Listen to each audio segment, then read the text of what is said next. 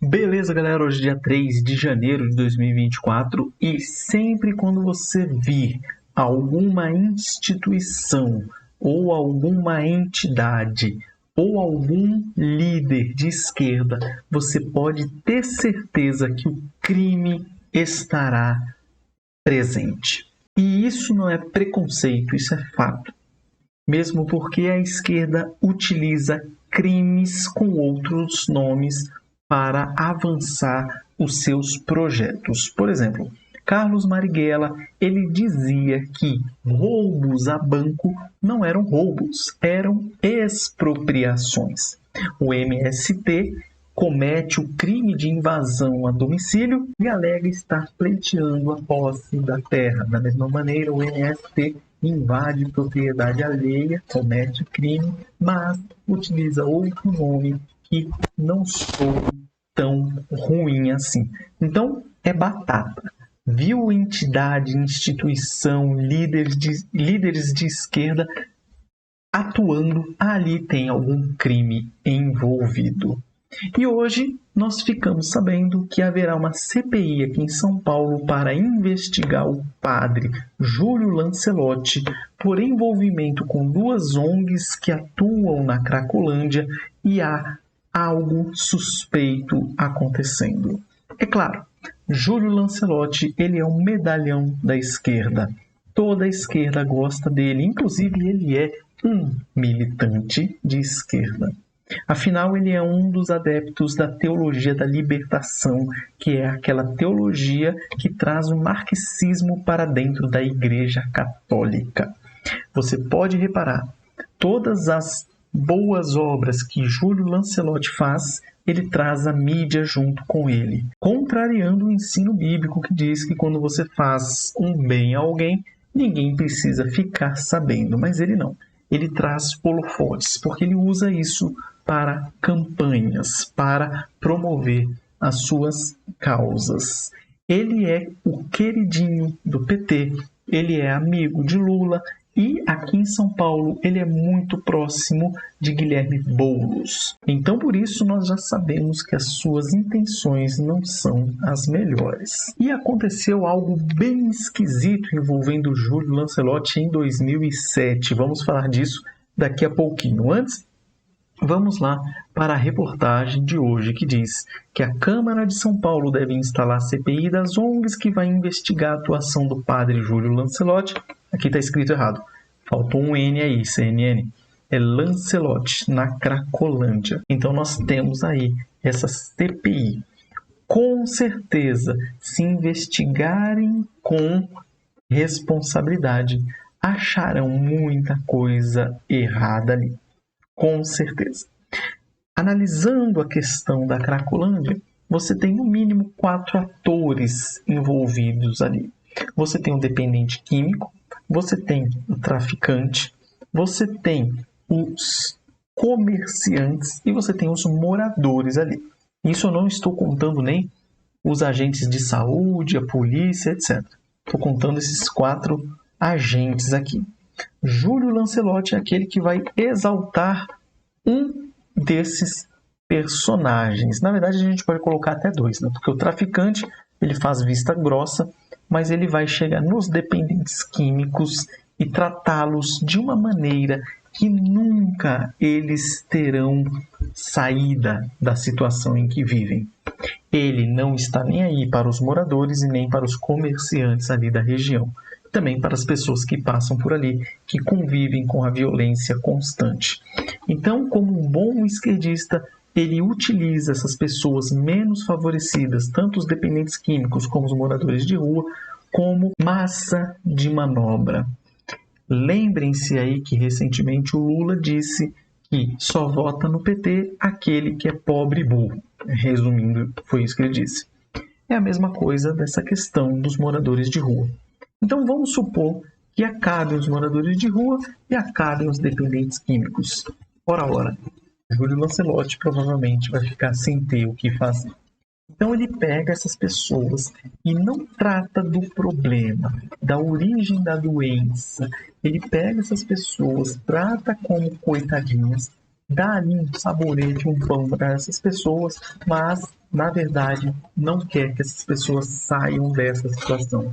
Ele quer que o dependente continue sendo dependente, ele quer que o morador de rua continue sendo morador de rua. Como eu já disse, para utilizar isso de maneira política. Agora vamos para um exemplo prático disso que ele faz. Em 2007, o padre Júlio Lancelotti se envolveu numa história, no mínimo, esquisita.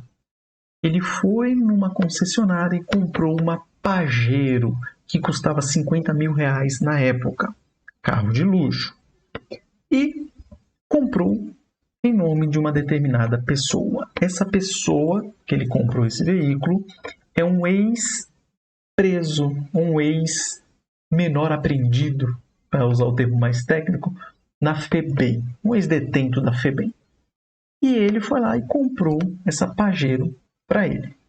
No decorrer do inquérito policial, que corria em sigilo de justiça, e por isso nós não temos tantos dados assim, mas daqui a pouco eu vou mostrar a reportagem, dizia que o padre ele pagou para esse rapaz, quando saiu da FEBEM, casa, comida, depois uma Pajero e depois algumas benesses financeiras.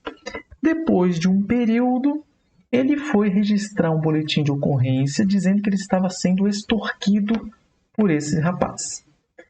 O que esse rapaz prometia fazer? Prometia acusar o padre de ter tido relações sexuais com ele quando ele era menor de idade, o que configuraria pedofilia.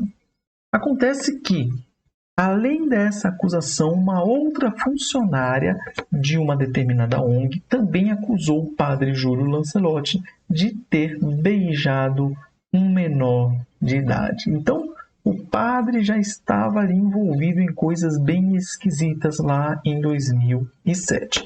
Então agora, dado esse resuminho, você vai entender melhor a reportagem. Então veja que o vendedor diz que padre estava tranquilo a comprar Pajero. Então você não espera de uma pessoa que está sendo extorquida uma calma. Você espera, no mínimo, uma ansiedade, uma insegurança, alguma coisa assim. E aqui nessa reportagem que eu vou deixar, são três reportagens que eu achei aqui, eu vou deixar os links na descrição. Elas falam aqui que o padre fez uma transferência bancária de R$33 mil à vista. Ora, o padre que prega a pobreza, etc., ele tinha R$33 mil para pagar à vista. Muito do esquisito. E ele fala que o vendedor, que o padre estava tranquilo e demonstrava profunda amizade pelos acompanhantes, que foi o casal, o casal Anderson e Conceição. Esse Anderson foi aquele que ficou preso na FEBEM. E aqui ele está casado com essa Conceição e foram com o padre para comprar o carro. E na decorrer aqui da reportagem você vai ver que o padre Júlio Lancelotti ele alegou que ele fez isso porque pensava que iria recuperar o rapaz da sua vida de crime. Depois você tem outra reportagem que fala que o ponto e o vigário, a polícia respondia da acusação de pedofilia, tal, espera a prisão do cara que estava extorquindo ele. Aqui vai dizer, que no inquérito policial de 243 de 2007 dizia que o padre dava pão e pagava a casa e a maioria dos confortos do rapaz aqui, que foi parar atrás das grades com 15 anos. E ainda diz que depois que ele casou, o padre quem pagava o aluguel do casal. Olha lá, muito estranha essa história dele. E aqui tem algumas perguntas que o delegado fez. Por que além do dinheiro o senhor ainda lhe comprou um carro? Porque daí o padre responde, porque ele ameaçou me denunciar a polícia e a imprensa como pedófilo. Aí o delegado pergunta, mas o senhor se envolveu com meninos? Ele diz, não, era tudo mentira. E aí o delegado pergunta, e por que você resolveu falar isso só agora? E aí o padre responde, queria primeiro tocar-lhe o coração. Olha que bonito. E aí você vê aqui nessa reportagem, aqui no finalzinho, diz que a Polícia Civil abriu um novo inquérito policial para apurar uma denúncia de que Lancelotti abusou sexualmente de um menor de idade. A investigação foi aberta pelo depoimento de uma ex-funcionária da ONG Casa Vida 2, entidade fundada pelo padre que cuida de meninos com soro positivo. Então você vê coisas bem estranhas. Aqui na Folha de São Paulo, nós temos aqui: padre diz que pagou 50 mil por ser ou por ter sido constrangido. E aqui nós temos uma entrevista entre a Folha e ele dando aqui algumas desculpinhas meio estranhas, algumas desculpinhas meio esfarrapadas. Então você percebe, se, se for verdade que ele queria apenas ajudar esse ex-interno da FEBEM, ele estava dando benesses para ele. E em uma das reportagens diz, alguém perguntou para o padre na entrevista: por que você foi dar um carro de luxo de 50 mil reais? E ele responde: porque ele falou que se eu desse esse carro para ele, ele mudaria de vida. E eu fiquei com dó dele, achei que ele mudaria, melhoraria, e fui lá e deu. Ele está agindo como aquela pessoa dependente química que pede 1 quilo de droga e ele quer ajudar e vai lá e compra 1 quilo de droga para a pessoa. A pessoa nunca vai sair do seu vício. Então, se essa história for verdade, então você vê que ele amarrou o cara na situação em que ele não conseguiria sair de jeito nenhum. Então você percebe sempre, como já disse no início do vídeo, entidades, instituições, líderes de esquerda sempre estão envolvidos com alguma coisa errada. Sempre há ali, naquele vespeiro, algum crime sendo cometido. Então, que essa CPI seja responsável, investigue da maneira como se deve e exponha esses crimes que porventura sejam encontrados, para que aqueles que cometeram esses crimes sejam punidos da forma da lei. Um forte abraço e até o próximo vídeo.